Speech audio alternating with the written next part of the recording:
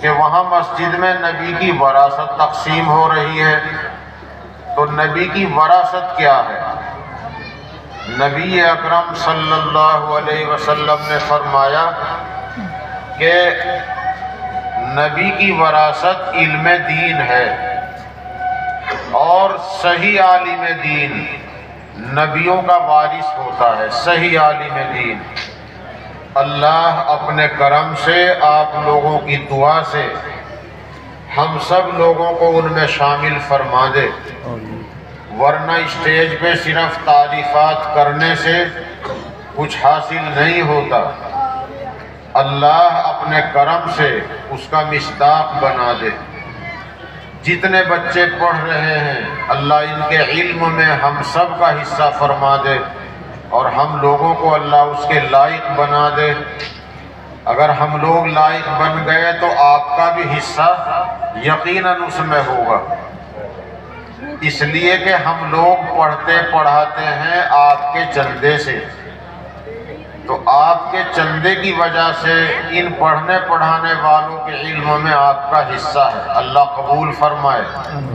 ہر گھر میں اللہ تعالی حافظ قرآن عالم دین پیدا فرمائے، اور جو قوم کی ضرورت ہے کہ ہندی انگریزی پڑھ کر بچے آگے بڑھیں اور وہ بھی قوم کے خادم بنیں، جنتا کی سیوا کرنے والے بنیں، جنتا کو اس کی ضرورت ہے، اللہ تعالیٰ ایسے بچے بھی ہمارے درمیان سے پیدا فرمائے کہ وہ قوم کے سچے خادم بن کر نمونہ بن کے دکھائیں کہ مومڈن ایسے ہوتے ہیں۔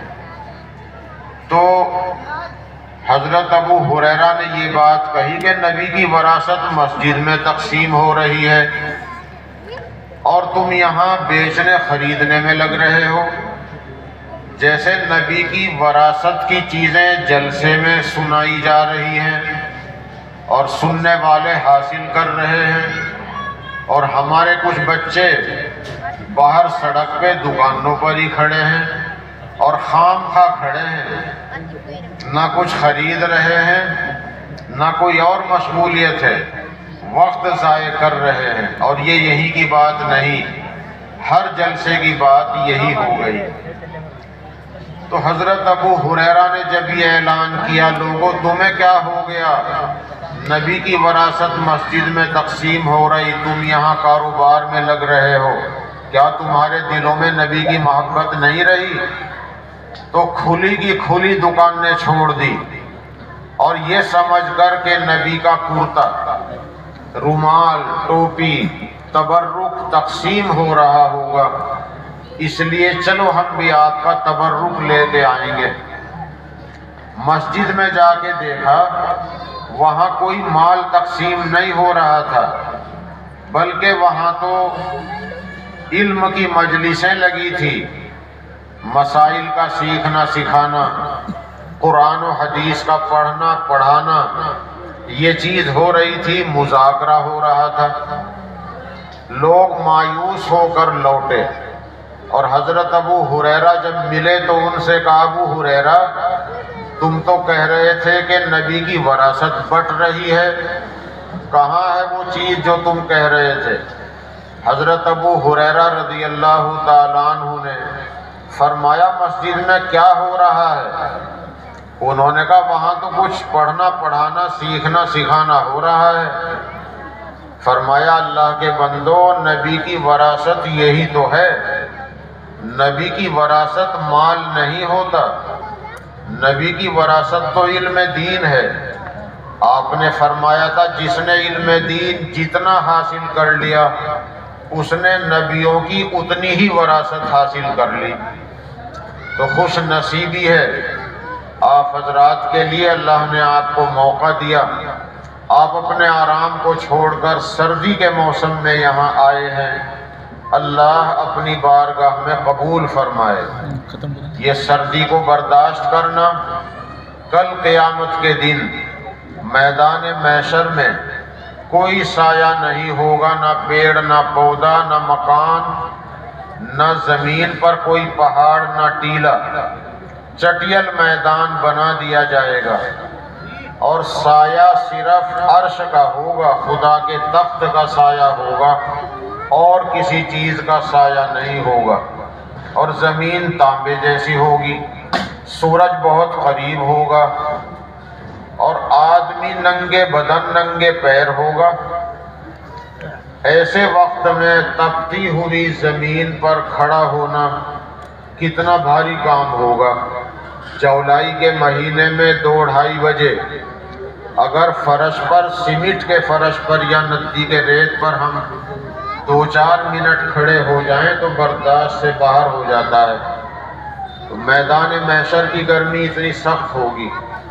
اللہ تعالیٰ اپنے کرم سے اپنے عرش کے سائے میں جگہ دے گا انہیں جو اللہ کے دین کی نسبت پر مختلف جگہوں سے، مختلف خاندانوں سے، مختلف محلوں سے، بستیوں سے آ کر ایک جگہ جمع ہو گئے ہوں۔ اس لیے اللہ تعالیٰ سے دعا ہے کہ اللہ تعالیٰ آپ حضرات کے جمع ہونے کو بھی قبول فرمائے، آپ کی برکت سے اللہ پاک ہم لوگوں کی حاضری کو بھی قبول فرمائے۔ تو یہ بات میں نے اس پر سنائی ہے کہ ایسا اچھا موقع ہمیں ملے کہ ہم دین کی باتیں سن سکتے ہیں اور ہم اسے دکانوں کے پاس کھڑے ہو کر گزار دیتے ہیں، یہ ہمارے لیے محرومی کی بات ہے۔ جیسے جنازے کی نماز ہو رہی ہے، اور جنازے کی نماز بڑے ثواب کا عمل ہے۔ حدیث پاک میں ہے کہ جنازے کی نماز پڑھنے پر احد پہاڑ کی چوٹیوں کے برابر ثواب ملتا ہے، اور جنازے کی نماز کے بعد اگر وقت ہے اور قبرستان بھی چلے گئے، جنازے کے پیچھے پیچھے چلے، بلا ضرورت آگے نہیں بڑھے اور کفن دفن میں شریک رہے، فاتحہ درود پڑھ کے واپس آئے تو یہ ثواب ڈبل ہو جاتا ہے۔ اور جس کے پاس ٹائم نہیں یا مجبوری ہے، جنازے کی نماز پڑھ کر اجازت لے کے لوٹ جائے تو وہ احد پہاڑ کی چوٹیوں کے برابر والا ثواب تو اس کو بھی ملے گا، اور جنازے کی نماز مرنے والے کا آخری حق ہے، وہ حق بھی ادا ہو جائے گا۔ اور نبی اکرم صلی اللہ علیہ وسلم نے فرمایا ہے کہ جس مسلمان کے جنازے میں ایسے 40 مسلمان شریک ہو جائیں جو اللہ کے ساتھ شرک نہ کرتے ہوں، مرادیں اللہ کے سوا کسی اور سے نہ مانگتے ہوں، سجدہ صرف اللہ کو کرتے ہوں، چاہے تعظیم کا سجدہ ہو، چاہے عبادت کا سجدہ ہو۔ تعظیم کا سجدہ بھی سنی مسلمانوں کے مذہب میں رسول پاک صلی اللہ علیہ وسلم کی شریعت میں اللہ کے سوا کسی اور کے لیے جائز نہیں۔ تو سجدہ اللہ کے سوا کسی اور کو نہ کرتے ہوں۔ لوگ قدم بوسی بتا کر دھوکہ دیتے ہیں، یوں کہتے ہیں یہ سجدہ نہیں، جو تم مزار پہ جھک رہے ہو یہ سجدہ نہیں، قدم بوسی ہے۔ تو قدم بوسی بتا کر سجدے کرا رہے ہیں، یا کہتے تعظیم کا سجدہ ہے۔ مولانا احمد رضا خان صاحب بریلوی کی کتاب پڑھیں، اس میں لکھا ہے کہ تعظیم کا سجدہ اللہ کے سوا کسی اور کو کرنا حرام ہے، اور عبادت کا سجدہ اللہ کے سوا کسی اور کے لیے کرنا شرک ہے۔ اہل سنت و جماعت کا مسلک یہی ہے۔ تو سجدے اللہ کے سوا کسی اور کو نہ کرتے ہوں، مرادیں صرف اللہ سے مانگتے ہوں۔ اتنا تو ہے کہ نبی کے وسیلے سے مانگ لیتے ہوں، اللہ کے ولیوں کے وسیلے سے مانگ لیتے ہوں۔ اولیاء اللہ کے وسیلے سے دعا مانگنا جائز ہے، مگر دعا اللہ سے مانگی جائے گی۔ یا اللہ اپنے فلاں ولی یا اولیاء اللہ کی برکت سے، رسول اللہ صلی اللہ علیہ وسلم کے وسیلے سے میری فلاں مراد پوری کر دے۔ تو فرمایا 40 مسلمان جنازے میں شریک ہو جائیں جو شرک نہ کرتے ہوں، اللہ اس کی مغفرت کر دیتا ہے۔ اور ایک حدیث میں ہے کہ اگر 3 صفیں لگ جائیں تو اللہ مغفرت کر دیتا ہے. تو 3 صفوں کا ہونا ضروری نہیں، یا 5 یا 7 کا ہونا ضروری نہیں، لیکن اگر ہو جائیں 3 5 7 9 11 تو اچھی بات ہے، لیکن بھیڑ بھاڑ میں اس کا خیال رکھنا ضروری نہیں کہ صفیں کتنی لگی ہیں. اگر 4 6 8 10 12 ہو گئی تب بھی کوئی حرج کی بات نہیں. بس افضل یہ ہے کہ اگر بھیڑ نہیں تو 3 5 7 9 11 اس طرح کر لیں. ایک حدیث میں ہے کہ اللہ تعالیٰ بھی طاق ہے، اس کا کوئی جوڑا نہیں، اور اللہ طاق عدد کو پسند کرتا ہے. بس اس حدیث کی بنا پر یہ ہے. تو جنازے کی صفوں میں یہ ضروری نہیں کہ جی وہ 3 یا 5 یا 7 ہی ہوں، لیکن اگر ایسا ہو جائے تو حرج بھی کچھ نہیں. اور اگر آدمی کم ہیں تو کم سے کم دکھانے کے لیے 3 صفیں بن جائیں. ایک صف میں 3 ہو گئے، 2 صفوں میں 3 3 ہو گئے، ایک میں 2 ہو گئے. کہنے کو ہو جائے گا اے اللہ 3 صفوں نے اس کی سفارش کی ہے، آپ اس بندی کی مغفرت کر دیجئے. اس کی سفارش کرنے والی 3 جماعتیں ہیں، تو صرف کہنے کو ہو جائے گا کہ 3 جماعتیں ہیں. یہ بھی اچھا ہے، لیکن جنازے میں دیر کرنا بہتر نہیں کہ جنازے میں دیر کی جائے اس لیے کہ مجمع زیادہ ہو. یہ لکھا ہے کہ اگر جمعہ کا دن ہے تو جمعہ کی نماز کا انتظار کرنا اچھا نہیں کہ مجمع زیادہ ہوگا. جب ہم سب نمازی ہوں گے تو کسی نماز کے انتظار کی ضرورت ہی نہیں. جتنے لوگ وہاں ہیں سب نماز میں شریک ہوں گے. جب ہم سب نمازی نہیں ہیں اس لیے نماز کا انتظار کرنا پڑتا ہے. اور آج کل ترقی کا زمانہ ہے، نئے نئے مسائل پیدا ہوتے ہیں. بہت سے بھائی پوچھتے ہیں کہ انتقال تو رات میں ہو گیا، مغرب کے بعد عشاء کے ٹائم ہو گیا، اور جنازے کی تدفین ہوگی کل 10 11 بجے، تو کیا نہلا کے ابھی رکھ دیں؟ اور اچھی بات سجھائی جاتی ہے کہ میت کو نہلانے کے بعد اس کے پاس بیٹھ کر قرآن پڑھنا جائز ہو جاتا ہے. روح نکلنے سے پہلے قرآن پڑھا جائے گا، لیکن روح نکلنے کے بعد بدن ناپاک ہو گیا، اب اس کے پاس بیٹھ کر قرآن نہیں پڑھ سکتے. دوسری جگہ بیٹھ کے قرآن پڑھیں گے، اس کے پاس نہیں پڑھ سکتے. کہ جنازے کی نماز فرض کفایہ ہے، اس کا ثواب اتنا ہے، لیکن بہت سے ہمارے بچے جنازے کی نماز کے ٹائم الگ کھڑے رہتے ہیں. احد پہاڑ کی چوٹیوں کے برابر ثواب ہے. اتنا ثواب ہمارے سامنے، اتنے ثواب کا عمل ہو رہا ہے. ہم بھی شریک ہو سکتے تھے، ہم نہیں شریک ہوئے. قیامت کے دن پچھتانا پڑ سکتا ہے، کیونکہ ترازو میں نیکیاں برائیاں تولی جائیں گی. اگر خدا نہ خواستہ نیکیوں کا پلڑا ارل گیا تو آدمی پچھتائے گا. ایک نیکی کر لیتا تو یہ پلڑا جھک جاتا، یا نیکیوں کا برائیوں کا پلڑا برابر ہو گیا اب بھی پچھتائے گا. ایک چھوٹی سی نیکی ہوتی، جیسے مولانا نے بتایا سلام کرو 10 نیکیاں، ورحمت اللہ کہہ دو 20 نیکیاں، وبرکاتہ لگا دو 30 نیکیاں. تو آدمی کی نیکیوں برائیوں کا پلڑا برابر ہو گیا تو پچھتائے گا کہ ایک نیکی کہیں سے ہوتی تو نیکیوں کا پلڑا جھک جاتا. اور بعض آدمیوں کے بارے میں حدیث میں ہے کہ اس کی نیکیوں کے پلڑا جب برائیوں کے پلڑے کے برابر ہو جائے گا تو ایک تھوڑی سی مٹی آئے گی، اور وہ مٹی نیکیوں کے پلڑے میں رکھی جائے گی تو نیکیوں کا پلڑا جھک جائے گا. یہ آدمی بہت خوش ہوگا، اللہ میرا تو بیڑا پار ہو گیا، مگر یہ مٹی آئی کہاں سے؟ تو بتایا جائے گا یہ فلاں قبر کی مٹی ہے جو تو نے ایک مومن مردے کی قبر پہ ڈالی تھی، یہ وہ مٹی ہے جس نے تیرا بیڑا پار لگا دیا۔ اس لیے ہمارے بچے ان کاموں کو بلا وجہ نہ چھوڑا کریں۔ جنازے کی نماز آسان ہے، کپڑے پاک ہیں، بدن پاک ہے، جنازے کی نماز کی صفوں میں کھڑے ہو گئے۔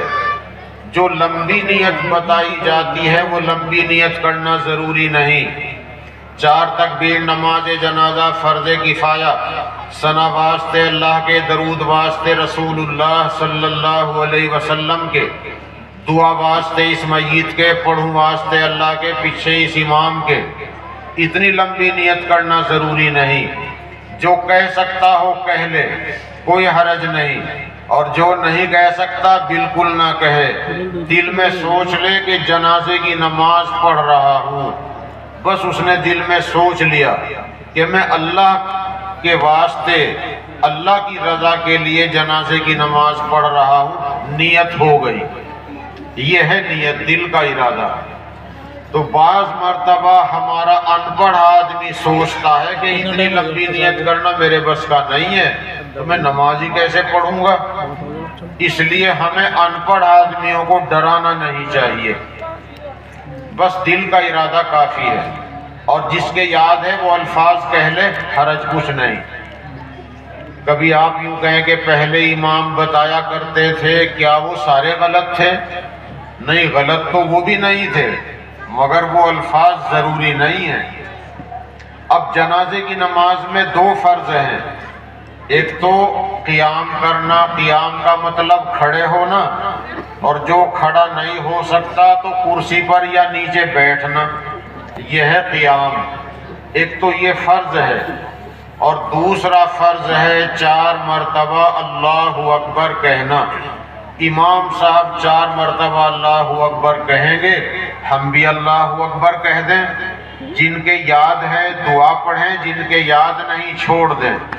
اللہ اکبر 4 دفعہ کہہ لینے سے جنازے کی نماز کا فرض ادا ہو گیا، مرنے والے کا حق بھی ادا ہو گیا، اور ہمیں احد پہاڑ کی چوٹیوں کے برابر ثواب بھی مل گیا۔ اتنا قیمتی عمل ہے، اور کتنے بچے جوان جنازے کی نماز کے ٹائم الگ کھڑے ہو کے چھوڑ دیتے ہیں۔ تو اسی کی مثال یہ کہ ہو رہا جلسہ، قیمتی دین کی، قرآن کی، حدیث کی باتیں بتائی جا رہی ہیں، اور بچے باہر کھیل رہے ہیں یا سڑک پہ گھوم رہے ہیں، یہ ان کے لیے محرومی کی چیز ہے۔ اس لیے اللہ کے رسول صلی اللہ علیہ وسلم نے جو فرمایا تھا کہ جب تم جنت کے باغوں سے گزرا کرو، خوب چرا کرو، اور وہ جنت کے باغ اللہ کے ذکر کی مجلسیں ہیں۔ اللہ تعالی ہمیں قدردانی کی توفیق بھی عطا فرمائے، اور اللہ تعالی ہماری مجلسوں کو قبول بھی فرمائے۔ میں نے قرآن کریم کی ایک آیت پڑھی تھی، نبی اکرم صلی اللہ علیہ وسلم کی حدیث سنائی تھی، اس کے تعلق سے مختصر سی بات عرض کر دوں، اس لیے کہ جلسہ دیر تک چلانا نہیں، اور ہمارے خصوصی مہمان تشریف لا چکے ہیں۔ قرآن کریم کی اس آیت کا ترجمہ ہے، اللہ تعالیٰ فرماتا ہے کہ اللہ کے رسول کی زندگی میں تمہارے لیے بہترین نمونہ ہے، یعنی جو بھی کام کرو اپنے رسول کے عمل کے مطابق کرو، سنت کے مطابق کرو۔ کپڑے پہنو سنت کے مطابق، جوتا پہنو سنت کے مطابق، استنجا خانے میں جاؤ سنت کے مطابق، بایاں پیر پہلے رکھو، سواری پر چڑھو تو پہلے داہنا پیر۔ لیکن سائیکل بنانے والے نے ایسی بنائی، اس میں لوگ شاید ہی 100% بایاں پیر پہلے رکھتے ہیں، لیکن سنت یہ ہے کہ سواری پر داہنا قدم پہلے رکھا جائے، اور اترتے ٹائم اس کا برعکس، مسجد میں داخل ہوں داہنا قدم پہلے، نکلیں تو بایاں پیر پہلے باہر۔ اسی طریقے سے استنجا خانے میں جائیں تو بایاں پیر پہلے اندر، نکلتے ٹائم داہنا پیر پہلے باہر۔ جوتیاں پہنے تو داہنے پیر کی پہلے، نکالتے ٹائم بائیں پیر کی پہلے۔ کرتا پہننا ہے تو داہنی آستین پہلے، نکالتے ٹائم بائیں آستین پہلے۔ پینٹ پہن رہے ہیں داہنا قدم پہلے، نکال رہے ہیں تو بایاں پیر پہلے نکالیں۔ یعنی ہر چیز میں سنت، نبی کو نمونہ بناؤ کہ نبی نے یہ کام کیسے کیا ہے۔ کھانا پینا کیسے، بیٹھ کے کھاتے تھے، عاجزی تواضع کے ساتھ بیٹھ کے کھاتے تھے، کھانے کی طرف جھک کر کھاتے تھے، کھڑے کھڑے کھانے کو کبھی پسند نہیں کیا۔ اگر ہم بیاہ شادیوں میں، ولیمے میں، عقیقے میں کھڑے کھڑے کھانے کا انتظام کر رہے ہیں تو ہم اپنے مہمانوں کے ساتھ سمجھو بے ادبی کر رہے ہیں، ہم اپنے مہمانوں کی توہین کر رہے ہیں۔ لیکن افسوس کہ 10% مہمان بھی ایسے ہو گئے، شاید 10 یا زیادہ، کہ وہ بھی کھڑے کھڑے ہی کھانے کو پسند کرنے لگے۔ ہم تو کھلانے والوں کا قصور سمجھتے تھے کہ انہوں نے بیٹھ کر کھانے کا انتظام نہ کر کے آنے والے مہمانوں کی توہین کی ہے۔ لیکن جب مہمان ہی کھڑے کھڑے کھا رہا ہے، کرسیاں بچھی ہیں کرسی پر نہیں بیٹھا، نیچے بیٹھنے کا انتظام کیا وہاں نہیں بیٹھا، کھڑے کھڑے کھا رہا ہے، یہ تو حیوانیت ہے۔ یہ اللہ کے نبی کا پسندیدہ طریقہ نہیں، اس لیے اس چیز کو چھوڑنا ہے۔ اور یہ جو پٹاخے کی رسم آ گئی، اب کوئی ہی شادی بغیر پٹاخوں کے ہو رہی ہے، بہت بری چیز ہے۔ خدا کے دربار میں جب سوال ہوگا کیا جواب دیں گے کہ ہم نے اتنا پیسہ پٹاخوں پہ خرچ کیا تھا؟ اللہ سوال کرے گا مال کہاں سے کمایا تھا، خرچ کہاں کہاں کیا تھا؟ تو جب جواب دینے کی نوبت آئے گی پٹاخے چلائے تھے، بڑی شرمندگی ہوگی۔ اس لیے کوئی بچہ کوئی بڑا پٹاخے نہ چلائے۔ بڑا آدمی کہے جی بچوں نے چلا دیے، تو بچوں کو بھی تو حساب دینا ہے، اللہ تعالیٰ بچوں سے بھی تو پوچھے گا۔ اور بچوں کے کاندھے پر بھی فرشتے بیٹھے ہیں، داہنے کاندھے پر بیٹھا نیکیاں لکھنے کے لیے، اور بائیں طرف فرشتہ بیٹھا ہے برائیاں لکھنے کے لیے۔ تو اپنے بچوں کو بھی ان برائیوں میں مبتلا نہیں ہونا۔ اسی طریقے سے بیاہ شادیوں میں ہر چیز میں نبی کو اپنا نمونہ بنائیں۔